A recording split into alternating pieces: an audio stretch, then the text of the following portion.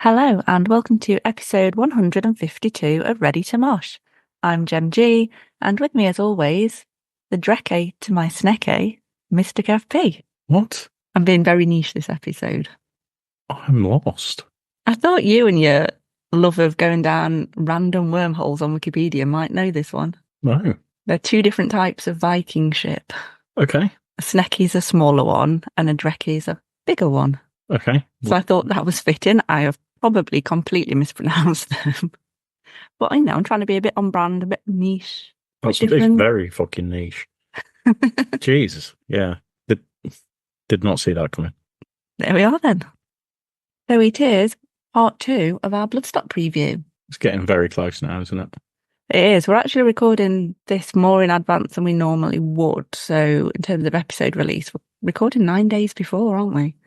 Because we've got a lot to cram in before actually a Bloodstock. Yeah.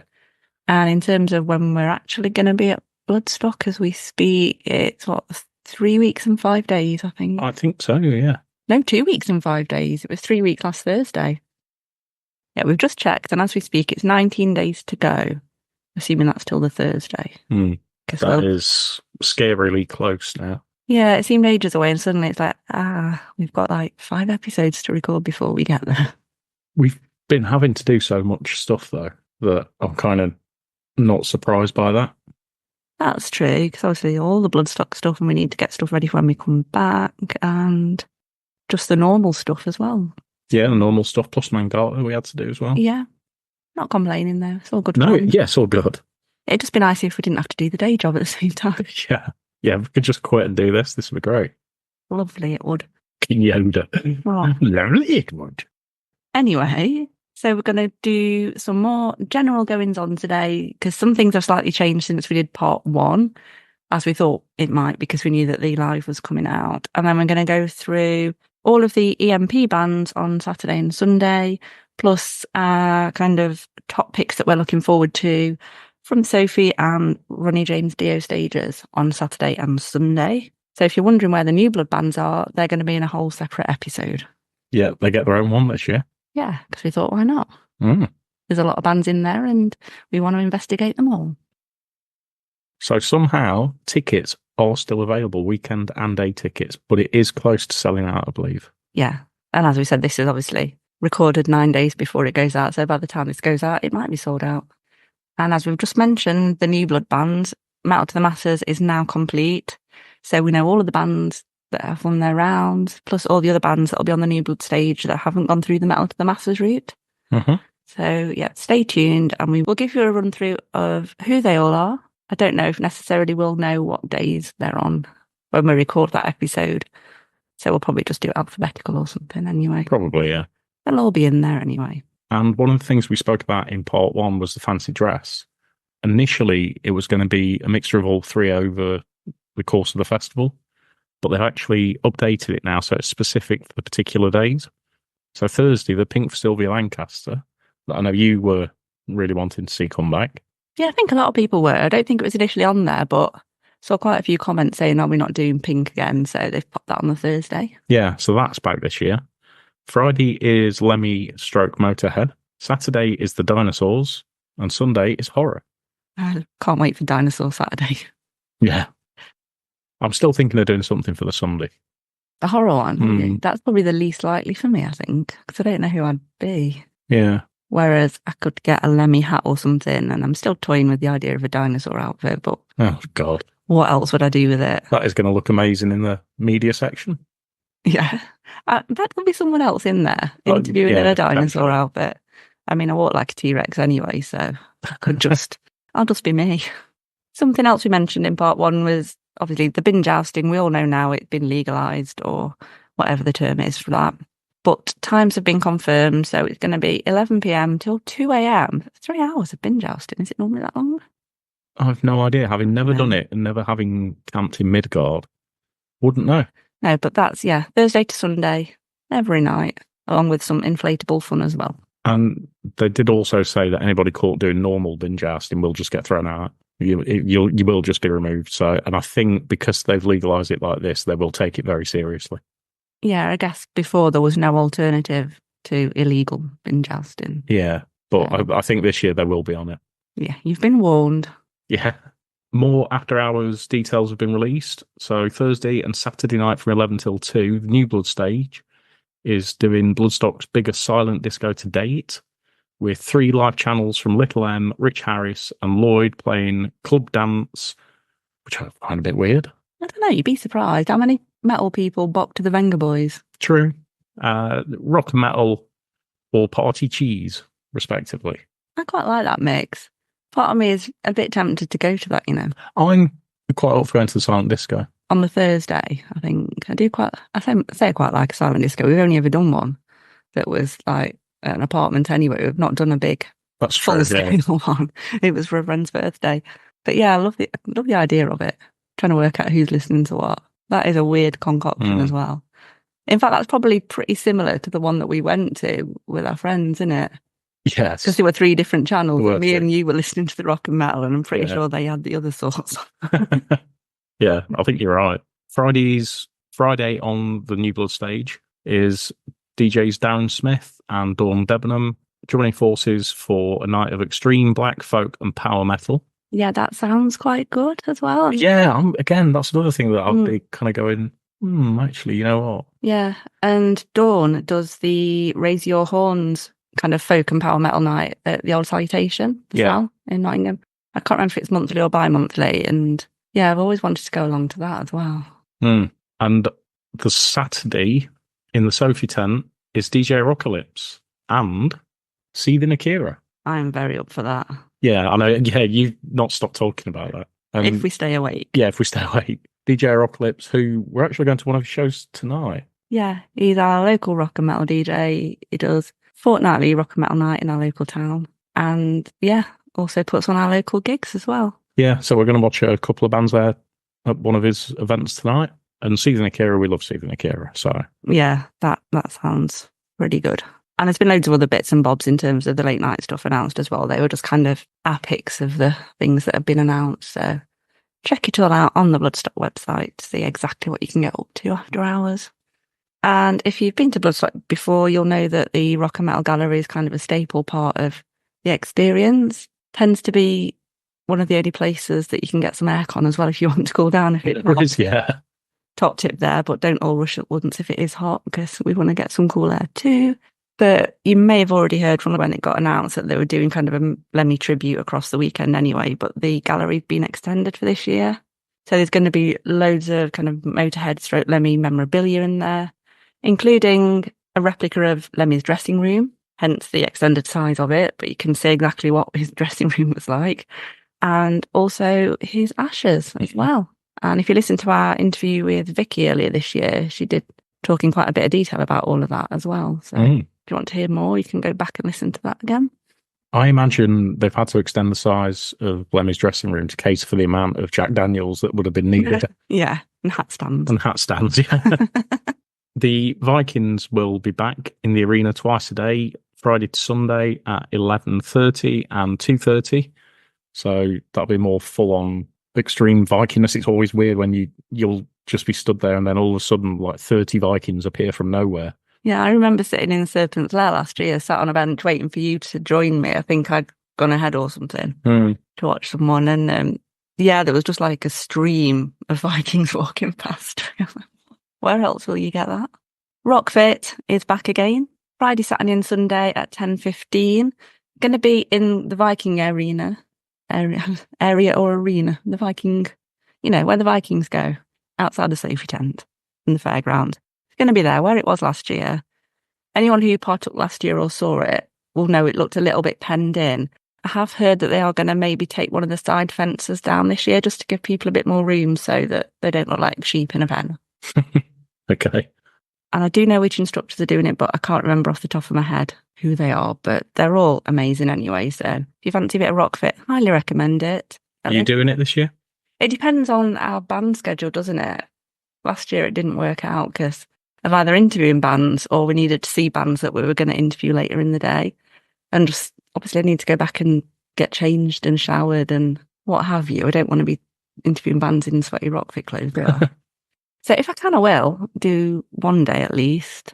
If not, I'll just go along and watch and cheer and maybe join in normal clothes. And will we see Vicky there? Watch this space. Or Adam. Or Adam, but Vicky definitely said she would. Vicky did say she would. I'm sure Adam said at one point he may, or he wants to. He may, or he loves the idea of it. I don't think he committed as such. He's on the fence. Yeah.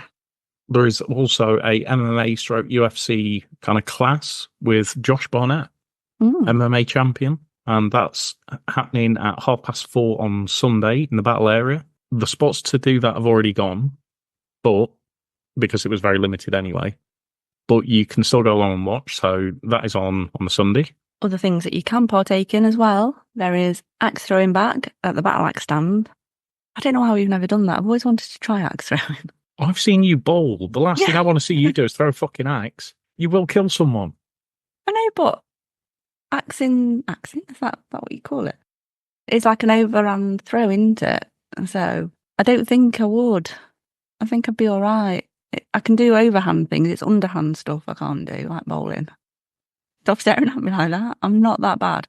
You've got the worst person at throwing anything I've ever seen. That's not true. That is true. All right at darts, aren't I?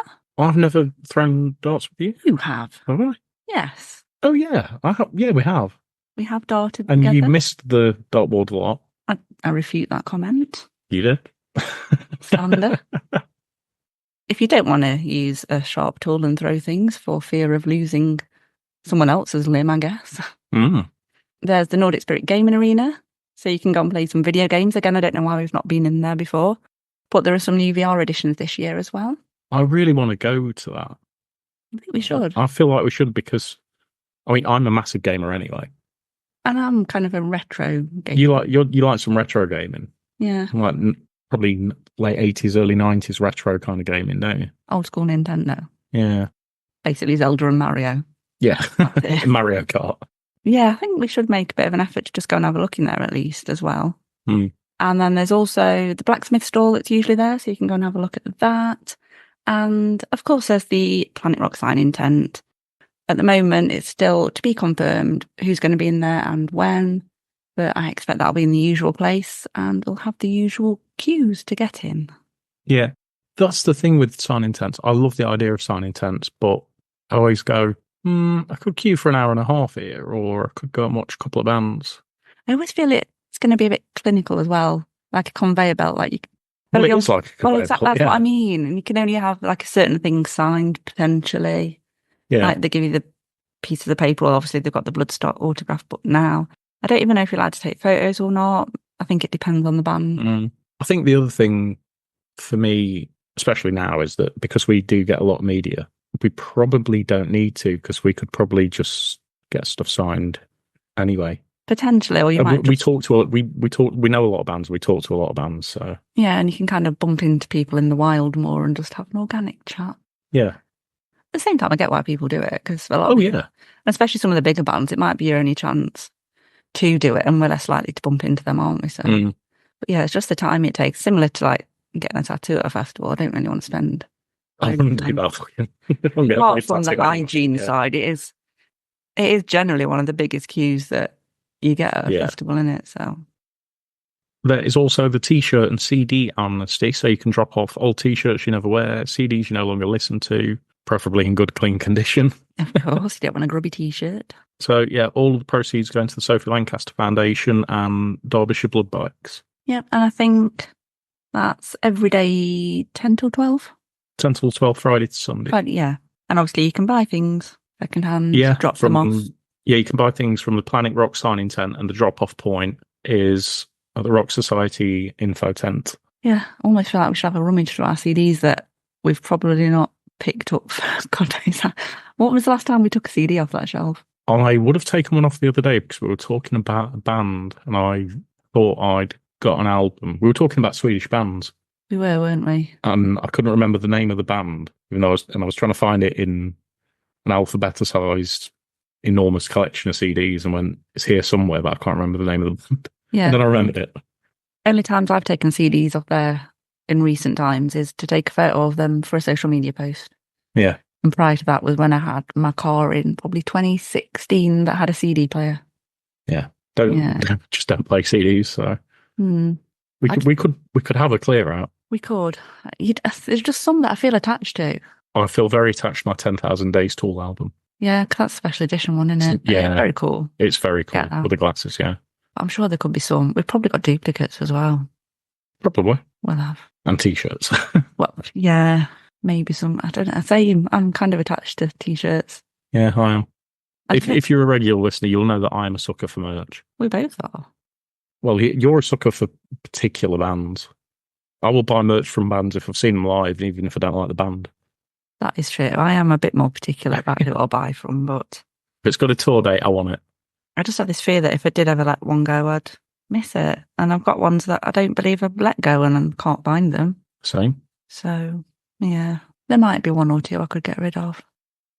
And as we just mentioned, Swedish bands. Guess what is a Ready to Mosh episode without a mention of at least one Swedish band?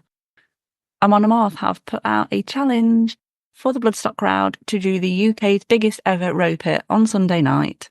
We all know that they do a row pit anyway, but they want this to be the biggest one that the UK has ever seen. So let's hope it's not wet and muddy, because that won't be great, will it? That'll be just, yeah. Well, it can't if I'm sat in a chair. I don't know. Because generally, Because I'm sat. these things normally happen in an arena or a smaller venue, don't they, with a hard floor where you're not going to have people with a camping chair. So I don't know, but I'm up for joining in if the ground is dry. Yeah. Whether I'll get back up again, I think we've said this before, actually. Whether we get back up again, being on Sunday night as well. Why is it that bands that require the most energy always play on the Sunday? Well, I want to say that this year's Saturday is bands with a lot of energy. I suppose we should probably move on to the bands then. So we're not going to list every single band because there are so many. And we're just going to pick out a few kind of highlights from across Saturday and Sunday. Like we said before, everybody on the EMP stage. So we're going to start with Saturday's EMP stage. We're doing very well in not saying Jaeger stage, aren't we? We've done well up to yet, yeah. Probably cursed it. So first band up on the Saturday then are Public Execution, a grindcore trio for fans of people like Napalm Death and such like. Their debut release was in February 2023. That was Mullered, and it received a lot of good praise from various places, not just in the UK. And they're hoping to release a follow-up to that, which I believe is called Still Skin, some point later this year. Yeah, they've played some stages, some pretty big bands, so Raging Speedhorn, Party Cannon, Mastiff, Raised by Owls. So they're obviously moving in the right circles, and you can see why they're at Bloodstock this year. Next up is a band that I'm really looking forward to seeing, which is Parting with Origin. They're a 5-piece metalcore band from Southampton. Been around about a year or so, and everything I've heard so far I really like, so I'm definitely going to be at the EMP stage for these. Similarly, I'm looking forward very much to Flamebearer. These have been around, I think, a couple of years now, and they're kind of doomy, heavy metal, formed from members of quite a few former bands as well. But they've got kind of a classic 70s rock, some 80s metal in there, bit of stoner, just a really kind of good mix of all the stuff I like. Yeah, they're actually on my list to watch as well.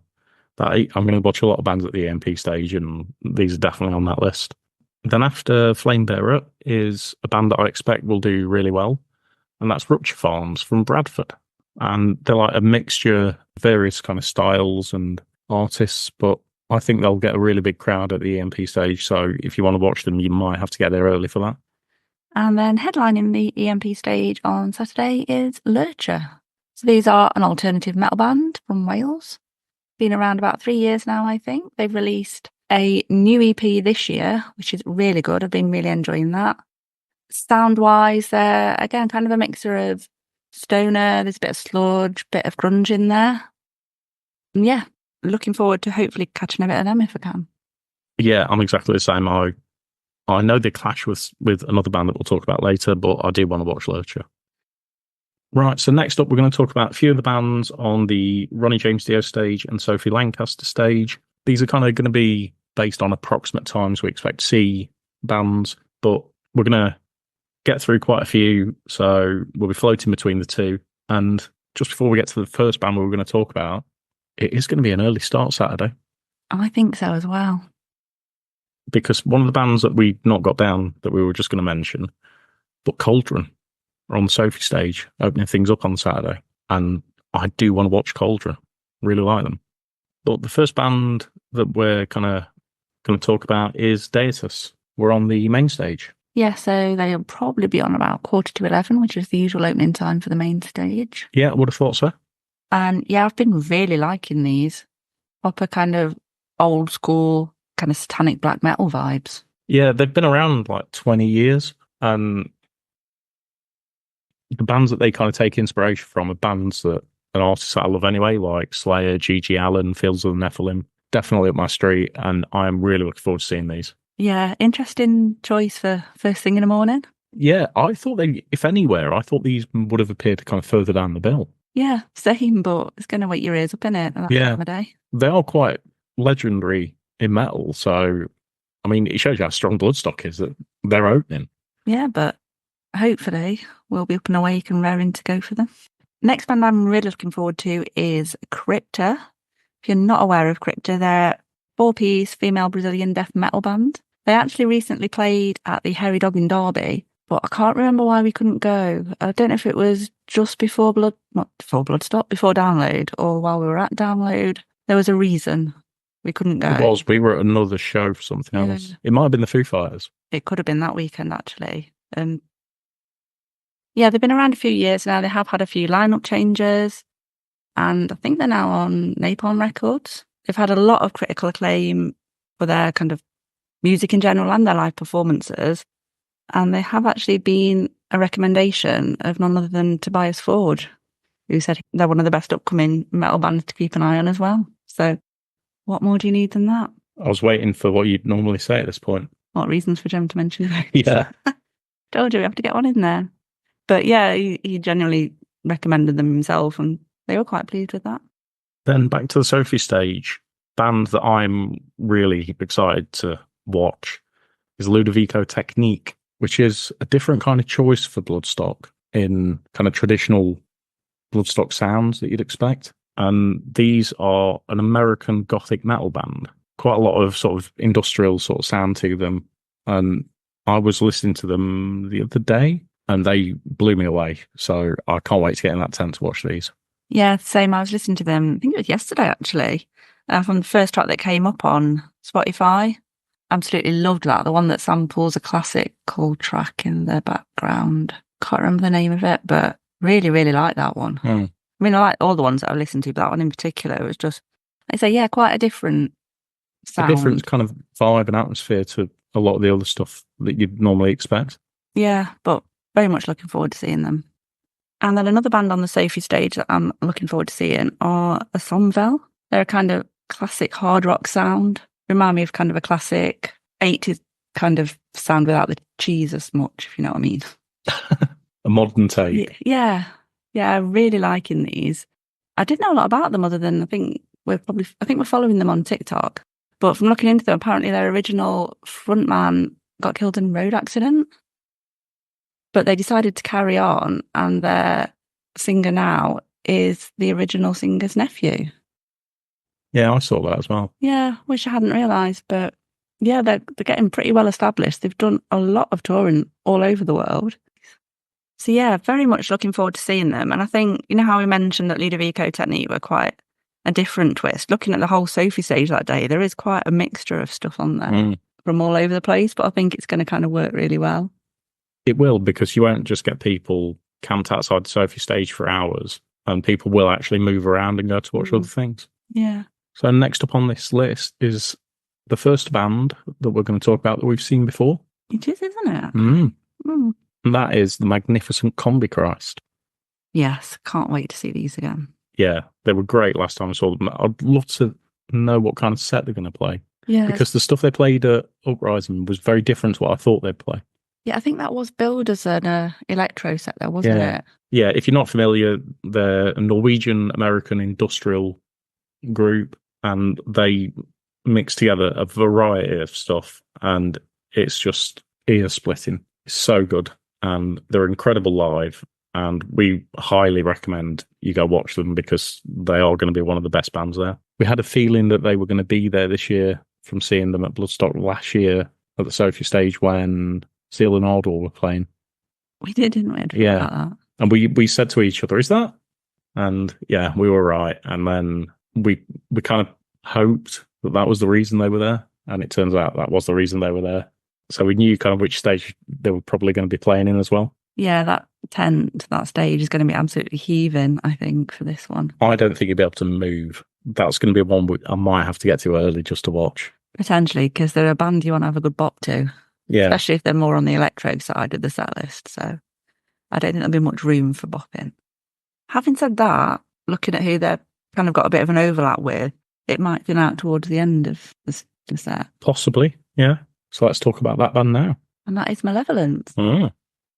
A band that, for some unbeknownst reason, we've never seen before. We've been in the same place at the same time, but we can't explain it. We've missed them at Download Pilot, God knows how. Because there was no excuse to miss a band like that, was there, really? No.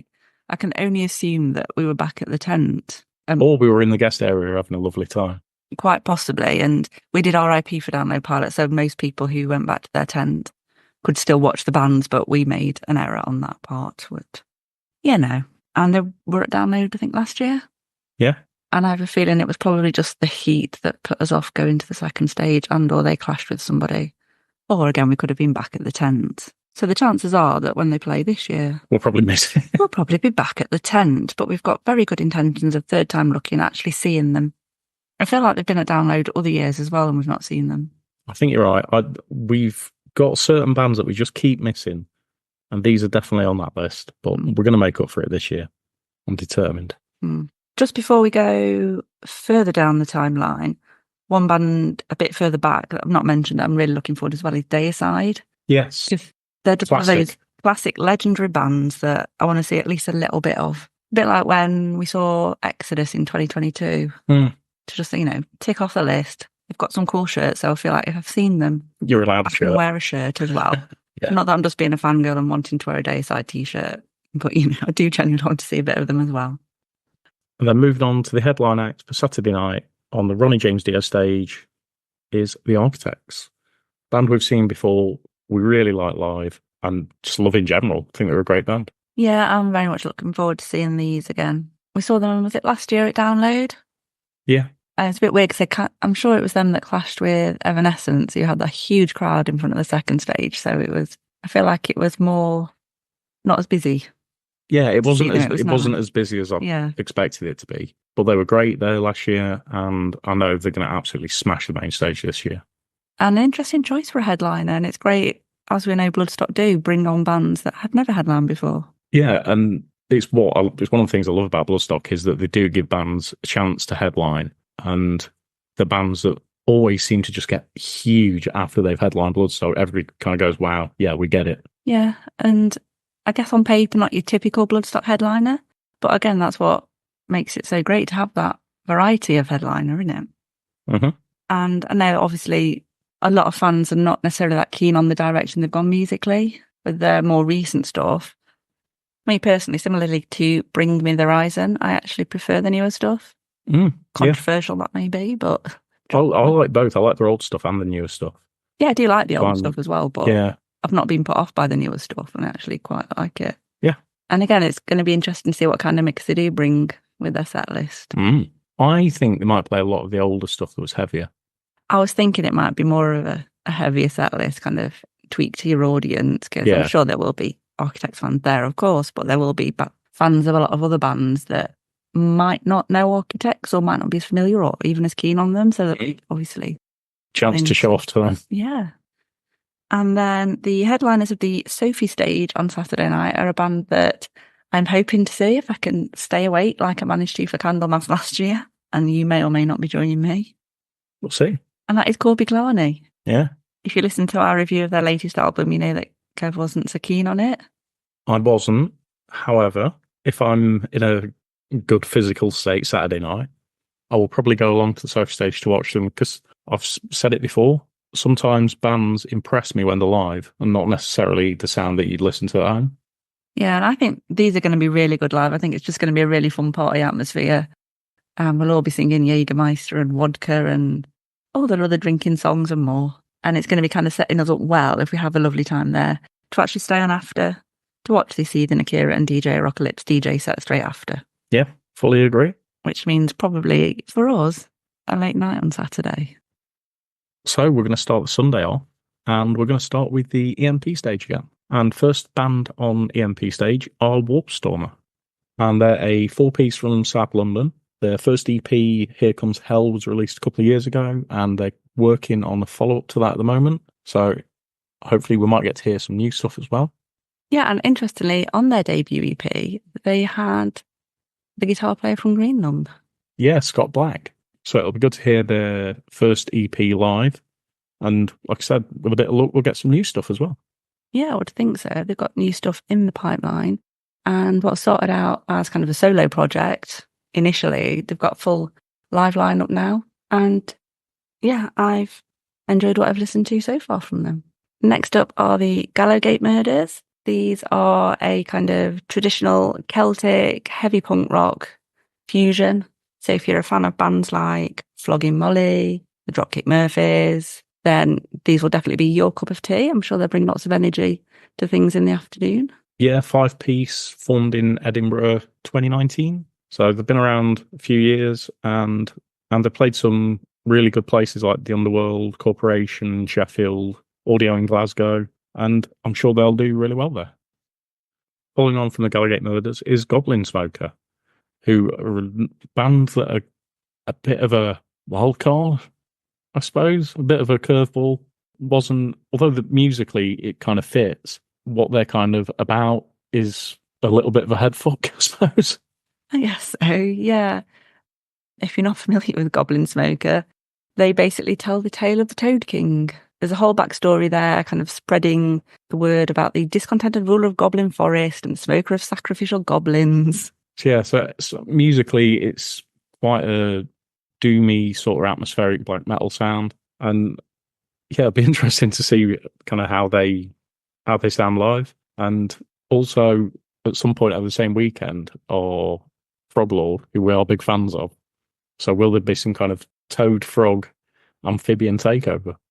There could well be. Yeah, obviously we're going to talk about New Blood separately, as we've said, but yeah, interested to see how this works and if it is on the same day as Froglord.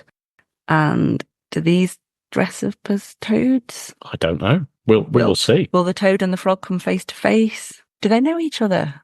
There can't be that many amphibian bands out there, so I'm sure they know of each other. Mm-hmm. Anyway. Lizard and the Lizard Wizard? Yeah. Sorry, I had to get that in there. I guess. I feel like we need to do an animal-themed episode at some point. Mm. Mammal-themed or, a zoo episode. We'll have the metal zoo. Yeah. Watch out for that one later in the year. Following Goblin Smoker are former guests of the podcast, Yersin. Rob was our first guest of 2024. I had a chat with him, I think it was on the 2nd of January or very early on in January this year. And we haven't actually had a chance to see them yet. They did support Mastiff earlier in the year. And again, it's one of those ones where we couldn't actually get to. So it'll be great to finally see them live. We loved their second album that we also reviewed, The Scythe is Remorseless. And yeah, I think they're a great pick for the EMP stage. And then finally, heading up the EMP stage is a 4-piece from South Yorkshire, and that is Lloyd's Trip. I've been enjoying listening to their EP, Lloyd's Trip, their self-titled EP. There's only 3 tracks on it, so it'll be interesting to hear what else they've got in addition to that. Obviously, if they're headlining, they're going to be playing probably 30 minutes. Yeah, and that was out, I think it was 2020, wasn't it? One of the classic COVID outpourings that many bands did. Yeah, and they've been through a lot of lineup changes and even name changes through the years. So yeah, this will be interesting kind of to hear what they sound like live and what sort of sound they've got now. And because with the EP being like 4 years ago, if that's any different to the stuff that they've worked on recently. Yeah, I think they seem a bit more settled as a band. When you read their bio, it's quite long. It's lengthy. But it's good because you get kind of a sense of what they've kind of been through and how the band actually came to be in their current state. Yeah, you get a fuller picture. And yeah, hopefully I'll get a chance to go and watch them on the EMP stage. Yeah, hopefully we'll catch a little bit of them if we don't get to see all of them. Yeah, I think they're sat in between Carcass and the Monomorph potentially, so it's not a bad place to be. It's not a bad place, yeah. Moving on then, we're going to do, as we did with Saturday, look at the bands we particularly want to see on the Sophie stage and Ronnie James Dio stage is on Sunday. And following on from what we were just saying about Saturday probably being a late night, it is followed by an early morning in the form of Raised by Owls at 10:45. So if you listen to our Mangata review, you'll know that we didn't get to see Raised by Owls then. So hopefully we will finally get to see them this year at Bloodstock instead. And yeah, I'm a big fan of their comedy metal. Love their latest album, love their older stuff. Love all the funny videos that they do online, particularly the newer ones that they've just done in the build up to Bloodstock as well. Mm-hmm. And apparently Sam's mum is going to be with them on stage at some point. Okay. Which, if you haven't seen their videos, she stars in many of them. And who doesn't want to see a dildo wielding Mr. Blobby either? Exactly. We missed it at Mangata. I've seen the videos. I'm very sad. And yeah, I think they're a perfect wake-up call for Sunday morning. Next up, a band I'm really looking forward to seeing, which is Cultura Crez. What a South American band. They've got a sludge doom kind of sound, kind of combined with thrash metal and almost bits of classic rock. So it's going to be really heavy, really loud. And I think it's going to be a lot of fun. Yeah, I'm very much looking forward to these as well. Kind of one of the new bands that I've come across as a result of listening to all the bands of Bloodstock this year. Definitely a top pick, so they should be good fun, I think. Following Cultura Trez, a band that we've seen before, but we both want to see again, and that is Sowen.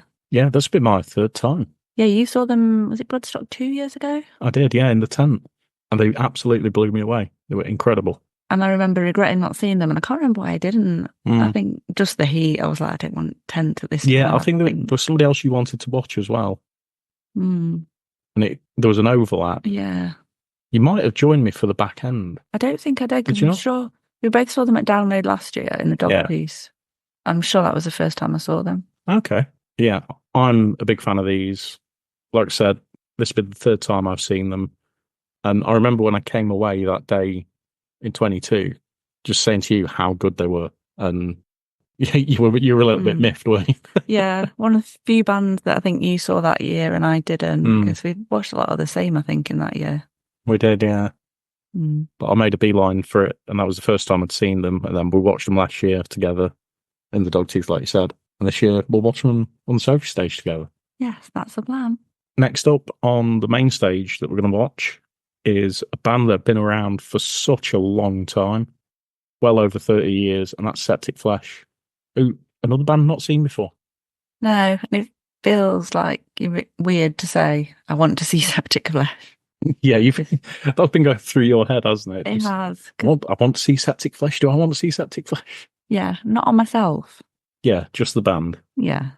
But again, another one that'll be cool to have a t-shirt of once we've seen them. Oh yeah, the t-shirt designs are insane. So yeah, I feel like it's a classic band that we've got to tick off. It's a great opportunity to watch them, and I'm really looking forward to that one. Following them is a band that I didn't see in 2022, and I'm sure I've mentioned this various occasions when we've been talking about Bloodstock before, and that is Night Flight Orchestra. Yeah, I can't believe you didn't watch them. I can't remember why.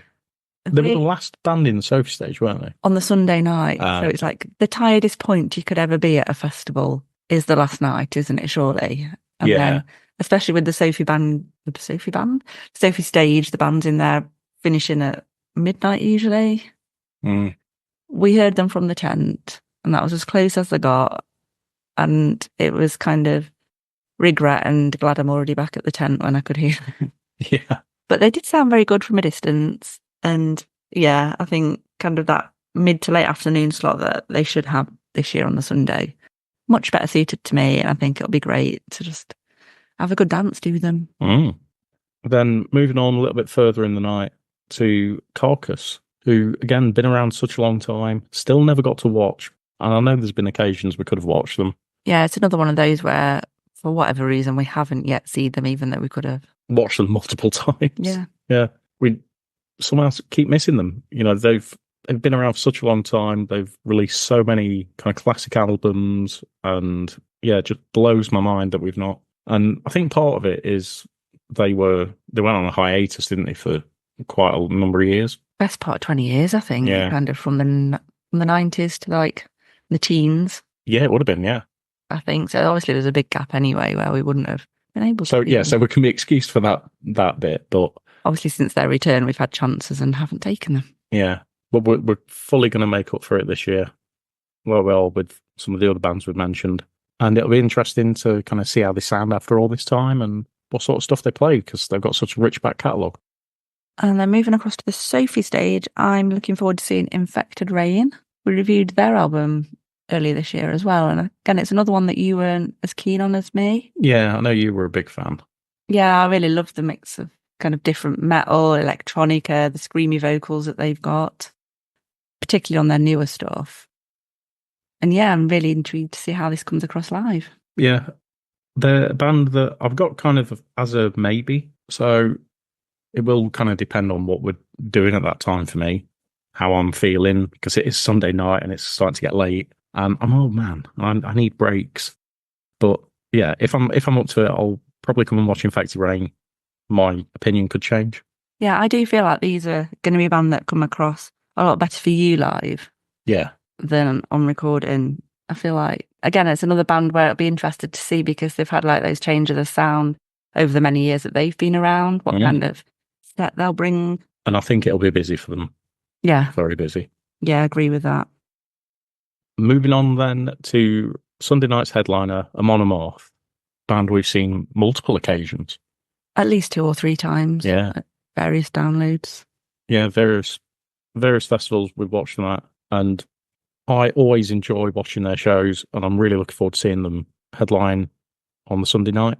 They will be absolutely incredible, as we said before, about the road pit that's going to happen. Yeah, so like we said, watch this space to see if we partake in that. But again, they're another one of those bands that we've seen, I would say, multiple times, but it's always been at a festival. I don't know why we've never actually made it to one of their own shows. Yeah, that's a good point. I think they did tour quite recently, and it was a pretty awesome lineup. And I feel like it's one of those where we couldn't go again. Yeah, I'm sure. Wasn't it a joint headliner type? Yeah, thing? It was a co-headline tour they did, and I can't remember who it was with, but it looked a really good lineup. Yeah, it's one of those annoying ones. I'm sure, was it Arenas? It was Arenas, yeah. And the problem with arena tours is you tend to have less dates, so if they don't fit in with where you can get on particular days, then, or at least without staying over, and then it obviously becomes very expensive. Yeah, it's not just expensive, but then you've also got to take time off work. Well, yeah, that as well, time-wise and money-wise. But yeah, as you said, can't wait to see these again. They're always great live. The Vikings will be fully present to end the main stage for the whole weekend. And there's not really a lot else we can say, is there? They'll absolutely smash it. They always do. And then to finish off the whole festival, headlining the Sophie stage on Sunday night, is a band that I do really want to watch, but it's that awkward final Sunday position that Night Flight Orchestra did have, as we've mentioned.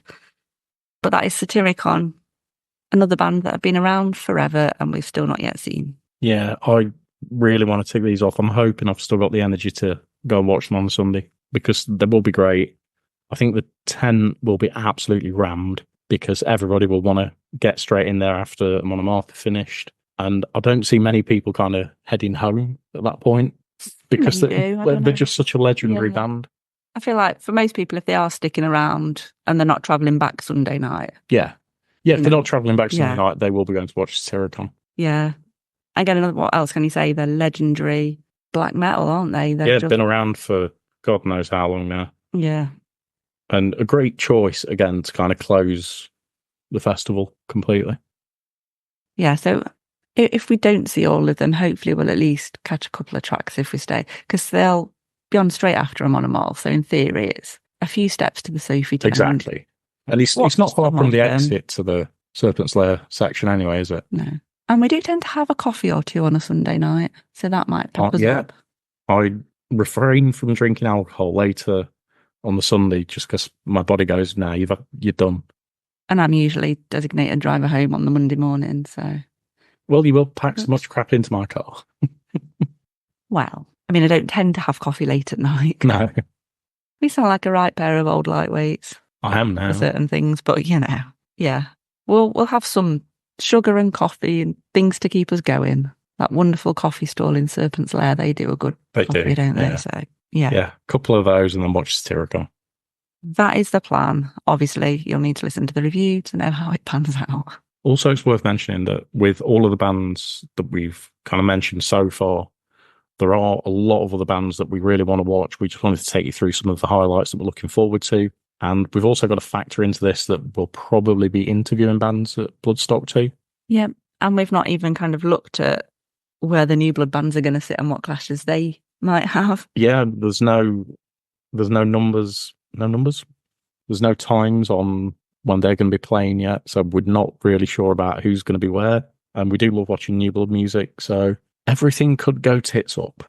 Yeah, in terms of the bands we've mentioned thus far. Because there's a lot to contend with, and it's great that there's so much choice, as with many festivals, but can't watch everything. You can't watch everything, which is a shame because I would happily watch everything all the time. Well, I did say, was it in preview part 1 that they should just spread Bloodstock over 2 weeks and just one stage a day so we can watch everyone? Well, that was the second part of the Bloodstock preview episodes. We've still got the New Blood episode to come, and hopefully we'll get some interviews done while we're at Bloodstock as well, so they'll be coming after, as well as a full review of the entire festival. And you'll also be able to keep up with us at Bloodstock on our socials, and you can find us on Instagram, Threads, and X at Ready to Mosh Cast. We're on Facebook, TikTok, and YouTube at Ready to Mosh. There's also our Patreon as well, which is just £3 a month, and for that you get access to the bloopers that don't make it into the show, early access to episodes wherever possible, and you get to find out what we've got planned before anybody else. Finally, you can also support the podcast for free by giving us a 5-star rating and a nice little review on whichever platform you're listening on, and we'll be back soon with another episode.